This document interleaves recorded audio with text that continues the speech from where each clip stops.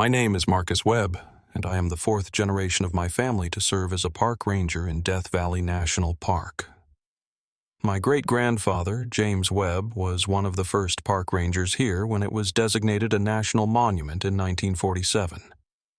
He left me a diary, its pages yellowed and its letters faded. I keep this journal locked in a drawer at my desk. On the first page, in careful handwriting, are the 6 rules that every Webb Park Ranger has followed for 76 years. Until 3 weeks ago, I thought I understood why. Death Valley is a place of extremes. In summer, temperatures can reach 134 degrees Fahrenheit, making it the hottest place on Earth. The valley floor lies 282 feet below sea level, yet it is surrounded by mountains reaching 11,000 feet in height. It's a landscape that shouldn't exist, a place where the rules of nature are up for debate. And the best example of this is Racetrack Playa. The playa is a completely flat, dry lake bed approximately 5 kilometers long. It is famous for one thing: sailing stones. These are rocks, some weighing up to 300 kilograms, that move across the playa floor, leaving long tracks in the dried mud. For decades, this was a mystery. Then, in 2014, scientists finally explained it. During winter nights, thin layers of ice form, and when they melt, the ice sheets are pushed by the wind, dragging the stones along with them. This is an official statement. It's written on the information boards at the start of the hiking trail. That's what I tell tourists when they ask. I've been telling myself the same thing for 18 years. But that's not the whole truth. Before I explain what it is, you need to understand the rules. These rules are in the diary my great-grandfather wrote the week he arrived in Death Valley in 1947. He never explained where the rules came from or why they matter. He just wrote them down and told my grandfather to follow them. My grandfather told my father. My father told me. Never touch the moving stones. Stay away from the playa when the ground is wet. If you see new tracks at sunset, leave immediately. Don't follow geometric patterns. Never camp on the playa after dark. And if a stone calls your name, run north and don't look back. That last one used to make me laugh. Stones don't talk. It was the kind of superstition you'd expect from someone working alone in the desert in 1947, before radios and cell phones, when rangers could go weeks without seeing another human being. I'm not laughing anymore. It started with Dr. Chen. She was a geologist from NASA, part of a team studying analog sites for Mars missions. Racetrack Playa, with its extreme dryness and unique geology, was perfect for their research. She'd been coming to the valley for 3 months, always professional, always by the book. She filed her research permits, checked in at the ranger station, followed all the protocols. On March 15th, she didn't check in. I found her truck at the Racetrack Playa parking area at 6:47 p.m. The sun was setting, painting the mountains blood red against a darkening sky. Her equipment was still in the back: cameras, GPS units, sample containers. Her backpack was on the front seat, water bottles untouched. The driver's door was open. I grabbed my radio and hiking pack and headed out onto the playa. The rules said to leave if I saw fresh tracks forming at sunset, but Dr. Chen was out there somewhere, and rangers don't abandon people, not even to follow rules written 76 years ago by a man I never met. The playa is an eerie place at twilight. The surface is cracked into thousands of polygonal tiles, like a vast jigsaw puzzle. In the failing light, the shadows between the cracks seem bottomless. The stones, hundreds of them scattered across the playa, cast long shadows that stretch toward the mountains like accusing fingers. I found her footprints easily. She'd walked straight out from the parking area, heading southwest toward a cluster of larger stones. Her prints were clear in the dried mud. She'd been moving fast, almost running, but halfway across the playa, her footprints stopped, not faded, not obscured by wind. They just stopped, mid-stride, as if she'd been plucked from the ground. That's when I saw the tracks. Fresh tracks. Dozens of them. crisscrossing the playa in patterns that had definitely not been there that morning. I'd walked this playa 100 times. I knew every stone, every track. These were new, and they were forming. I watched a stone the size of a basketball move, not quickly. It was slow, deliberate, like a chess piece sliding across a board. It left a groove in the dried mud behind it, perfectly straight, heading north. There was no ice, no wind. The stone simply moved. I should have left. But Dr. Chen was out here somewhere. I keyed my radio to call for backup, but all I got was static. The radio worked fine at the parking area. Out here, nothing. I kept walking, following the direction of Dr. Chen's last footprints. More stones were moving now, maybe 20 or 30 of them, all sliding slowly across the playa. They were moving in patterns, geometric shapes that shouldn't occur naturally. Circles, triangles, straight lines that converged on a single point ahead of me. The patterns were leading somewhere. To understand what I found, you need to know something about Racetrack Playa's history. The Timbisha Shoshone people have lived in Death Valley for over 1,000 years.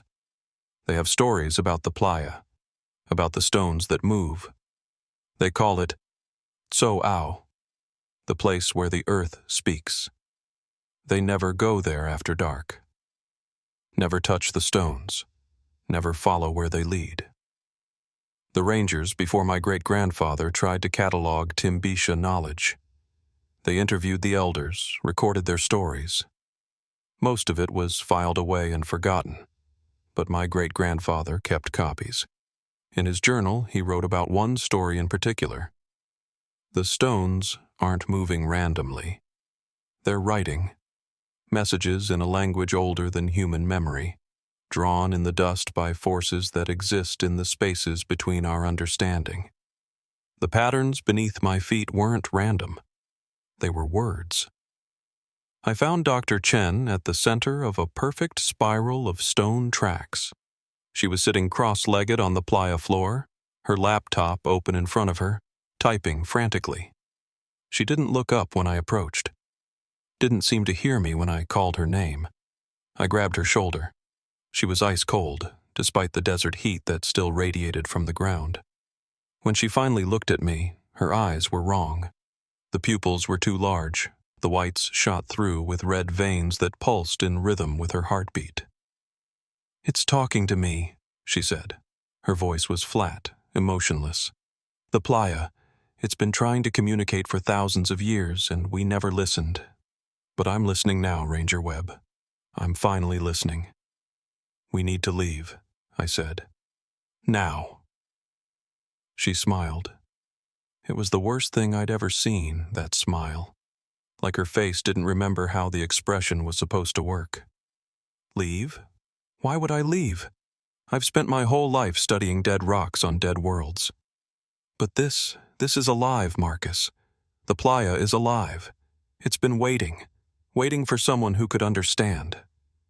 I looked at her laptop screen. It was filled with symbols, geometric shapes arranged in patterns that hurt to look at. They seemed to shift and writhe, like living things trying to escape the screen. "What is that?" I asked. "Mathematics," she said. "The language of the universe. The stones have been writing equations, Marcus. Equations that describe reality itself. Equations that can change reality if you understand them. The ground here, it's not just dirt and rock. It's a medium, a canvas, and something is using it to communicate." The stones around us were moving faster now. They were converging, drawing closer to where we stood. In the growing darkness, I could see something else. A faint blue glow emanating from the cracks in the playa floor, like bioluminescent algae, but in a place where nothing lived. "Dr. Chen, I'm ordering you to come with me." She closed her laptop and stood. For a moment, I thought she was going to cooperate. Then she stepped backward into the center of the spiral. "The equations work, Marcus. I've tested them. I've changed things. Small things at first. Moving a stone here, redirecting a crack there. But the mathematics scales. Do you understand? If you can move a stone, you can move a mountain. If you can redirect a crack, you can redirect a fault line. The power here, it's incomprehensible. The glow was getting brighter. The blue light was rising from the cracks, forming pillars of luminescence that reached toward the darkening sky. I could feel something in the air, a pressure building like before a thunderstorm. That's when I heard it. My name. Whispered in a voice that seemed to come from the playa itself, from the stones and the dust and the ancient, cracked mud. Marcus. I ran. I'm not proud of it. I abandoned Dr. Chen on that playa, left her standing in that spiral of glowing light while stones converged around her like circling sharks.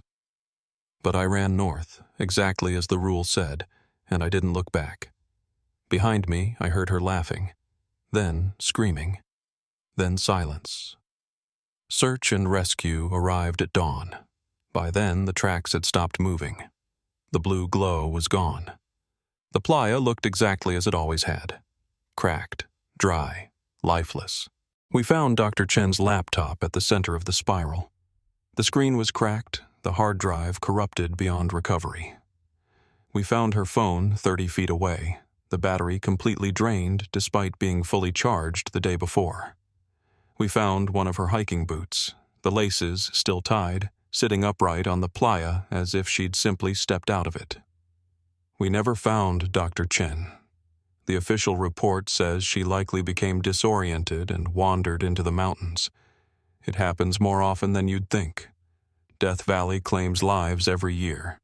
The heat, the isolation, the sheer vastness of it. People underestimate how quickly this place can kill you. But I know what happened. I know because 3 days after Dr. Chen disappeared, I went back to the playa, alone, against regulations, against common sense, against every rule my great-grandfather wrote down. The stone tracks were different. They'd formed a new pattern, a message written in grooves across a quarter-mile of dried mud. I took photographs from every angle, trying to capture the full scope of it.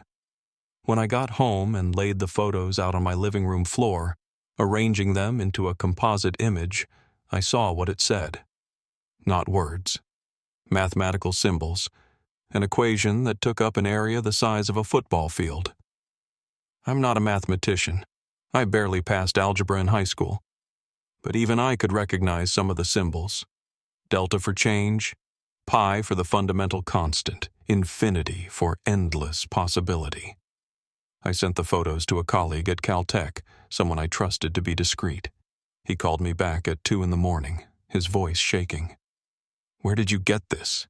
he asked. "What is it?" I replied. "It's a proof. A mathematical proof of something that should be impossible. It describes a method for converting potential energy into kinetic energy without an external force. Marcus, if this equation is real, it breaks the laws of physics.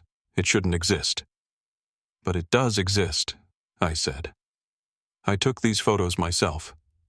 There was a long silence on the line. Then he asked where Dr. Chen's research had taken her before she disappeared. I pulled up Dr. Chen's research permits, the ones she'd filed with the Park Service.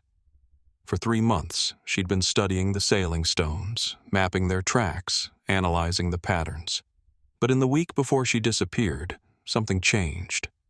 Her permits showed she'd requested access to restricted areas of the park, historical archives, tribal consultation records. Specifically, she'd asked to review documents related to the Timbisha Shoshone oral histories about Racetrack Playa.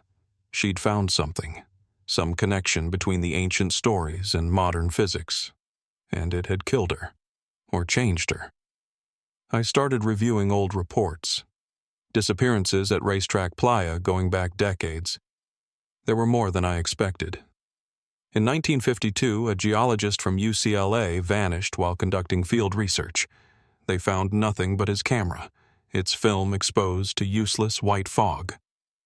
In 1968, 2 photographers disappeared while documenting the sailing stones. Their car was found at the parking area, engine running, doors open.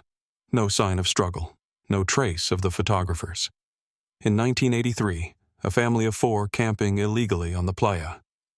The father was found wandering the highway at dawn, incoherent and sunburned. He kept saying they'd seen the stones dance. His wife and children were never found. In 1997, an astronomy graduate student studying meteor impacts sent a final radio message at 11:47 p.m. "The stars are wrong," she said. "The stars are in the stones." Radio silence after that. In 2009, a documentary film crew, 3 people. They had permits, professional equipment, satellite phones. The last footage on their cameras showed stones moving in the middle of the day, under a cloudless sky with no ice, no wind. The final frame was a blur of blue light. Every disappearance had something in common. The victims had seen something they shouldn't have. Patterns in the stone tracks, mathematical relationships, ancient meanings hidden in what should have been random phenomena. And every disappearance happened at sunset or after dark. My great-grandfather knew. Somehow, some way, he knew. The rules he wrote weren't superstition. They were survival protocols, distilled from patterns he'd observed, lessons learned from people who hadn't made it back. I called Emma, my daughter. She's 24, fresh out of UC Davis with a degree in environmental science. She wants to be a ranger like me, like her grandfather and great-grandfather before her. She's supposed to start her training next month. "Dad," she answered, "it's 3 a.m.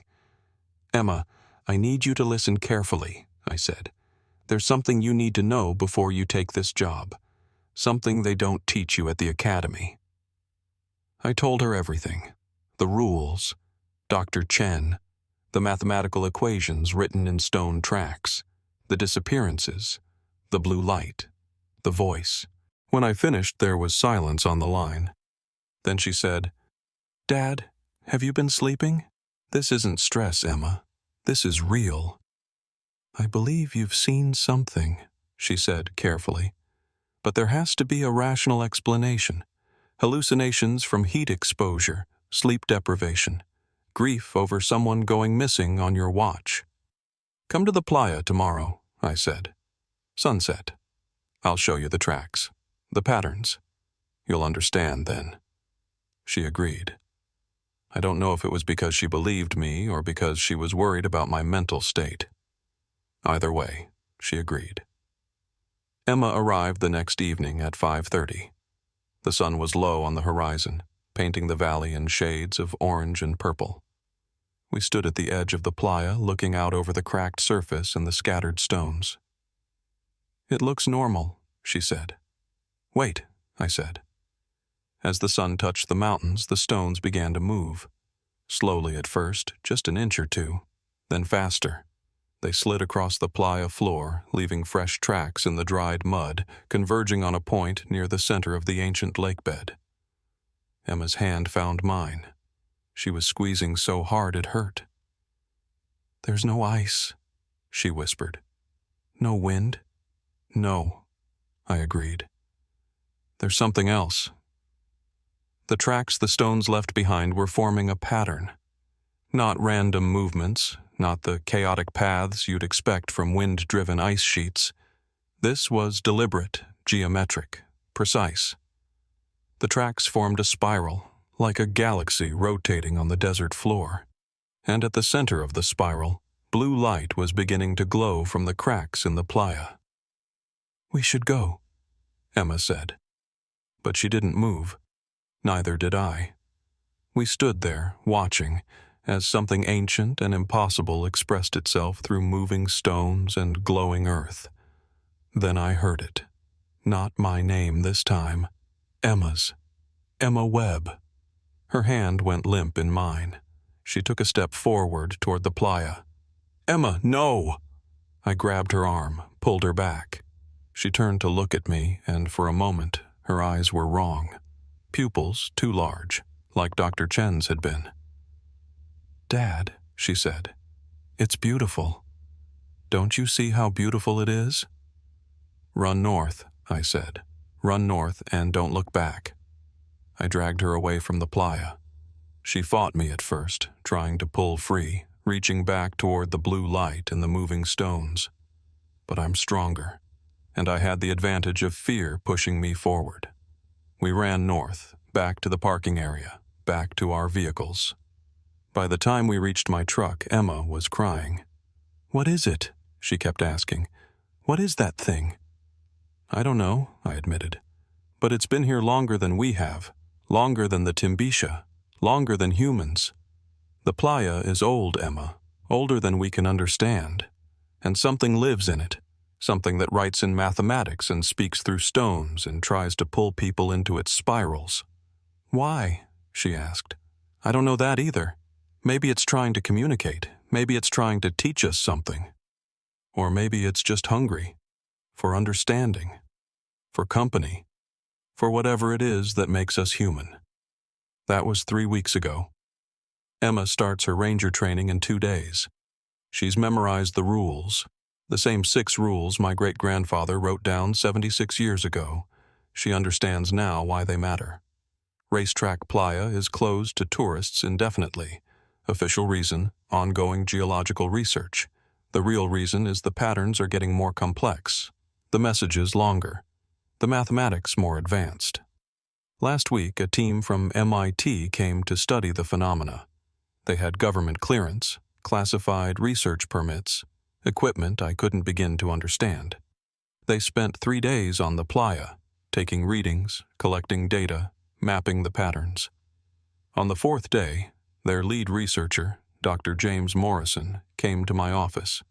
He looked like he hadn't slept in a week. His hands were shaking as he set a laptop on my desk and opened a file. "Ranger Webb," he said, "I need you to see this." On the screen was a satellite image of Racetrack Playa, but this wasn't a regular photograph. This was a composite image taken over the course of 24 hours, showing every stone track, every pattern, every movement. From above, the full scope of it was visible. The tracks didn't form random spirals or simple geometric shapes. They formed words, English words. Listen, that single word, written in stone tracks across 3 miles of dried lake bed. "It's learning," Dr. Morrison said. "Whatever this is, it's learning to communicate with us."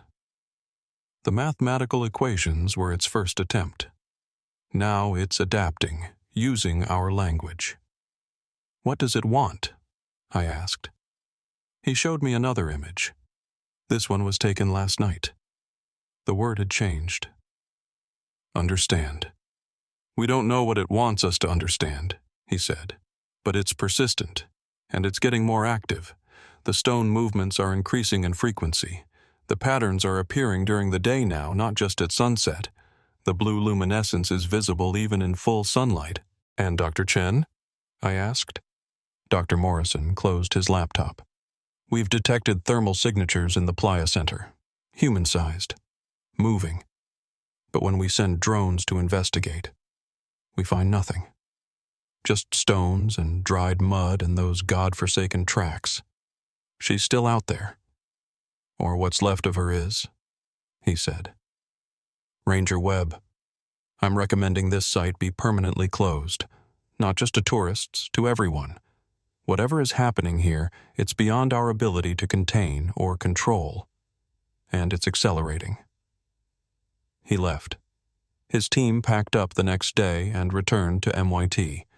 The government is considering his recommendation.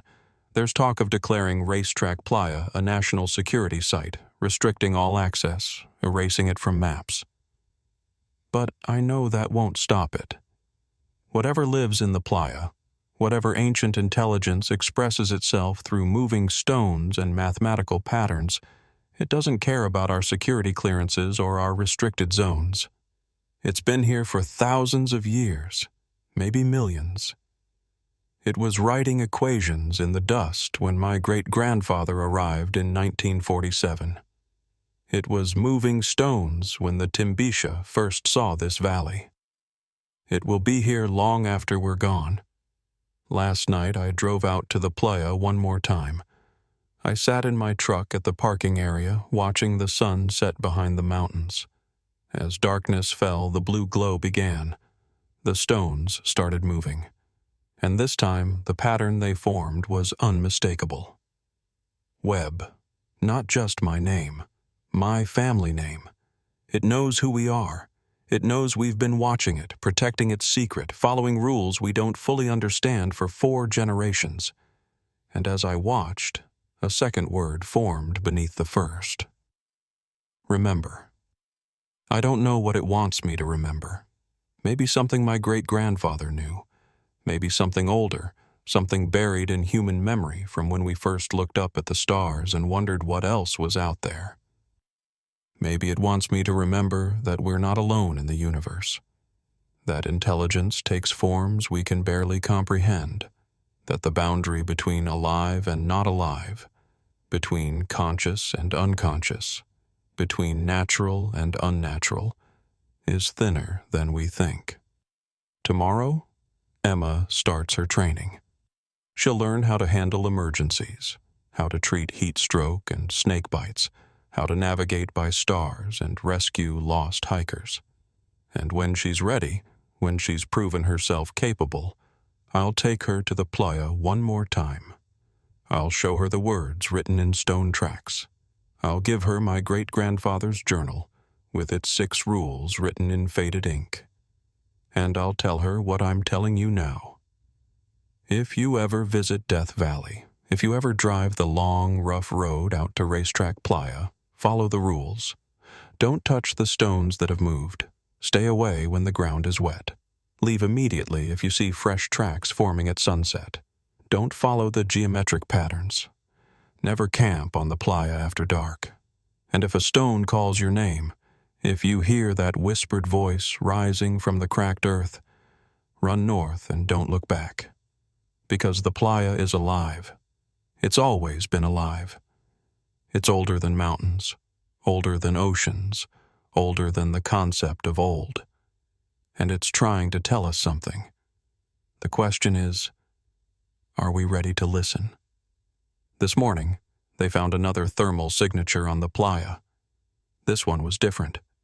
It wasn't moving. It was standing perfectly still, in the exact center of the largest spiral, surrounded by stones that have all turned to face it. The shape is human. Female. Approximately Dr. Chen's height and build. She's been out there for 3 weeks. If it is her. If she's still her. NASA wants to send a team to retrieve her. I've advised against it. The rules are clear. They exist for a reason. But I'm not sure anyone will listen. This afternoon, a new word appeared in the stone tracks. The largest message yet, visible from satellite imagery, written across the entire playa in tracks that formed in less than an hour. Come. Just that. One word, an invitation, or a command. I'm not sure which.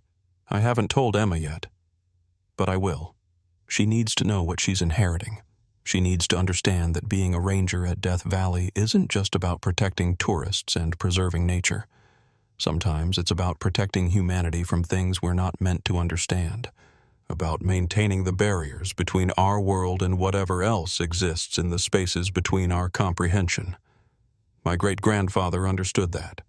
He wrote his rules and kept his secrets and served for 42 years without ever explaining why. Now I understand too. The stones are still moving. The blue light still glows at sunset. And somewhere out there, in the center of a spiral that spans miles, something that was once Dr. Sarah Chen is standing perfectly still, waiting for someone to accept her invitation. The question isn't whether someone will go to her. The question is, what will they become when they do?